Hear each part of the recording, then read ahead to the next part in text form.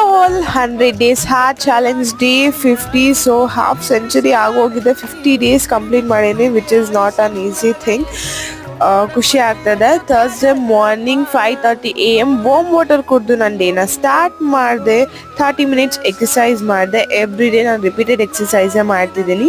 Daily different ಏನೂ ಇಲ್ಲ. ನಾನು ಪರ್ಟಿಕ್ಯುಲರ್ ಎಕ್ಸಸೈಸ್ ಯೂಟ್ಯೂಬಲ್ಲಿ ಒಂದು ಸೆಷನ್ನ ಫಾಲೋ ಮಾಡ್ತಿದ್ದೀನಿ, ಅಂದರೆ 2 ಫಾಲೋ ಮಾಡ್ತಿದ್ದೀನಿ.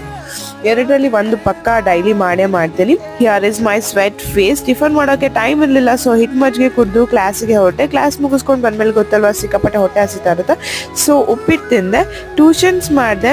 ನೋಡಿ, ಮಕ್ಕಳಿಗೆ ಊಟಕ್ಕೆ ಇಟ್ಟು ಅವ್ರಿಗೆ ಕೊಟ್ಬಿಡ್ಬೇಕು, ಸೊ ಅವಾಗ ಅವರು ತಿನ್ನೋದನ್ನ ಕಲ್ತ್ಕೊಳ್ತಾರೆ. ಈಗ ನನ್ನ ಮಕ್ಕಳು ಓಕೆ ಫೈನ್ ತಿಂತಿದ್ದಾರೆ.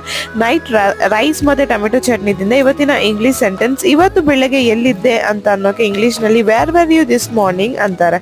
ಇವತ್ತಿನ ವ್ಲಾಗ್ ಇಷ್ಟ. ನಾಳಿನ ವ್ಲಾಗಲ್ಲಿ ಸಿಗೋಣ. ಬಾಯ್.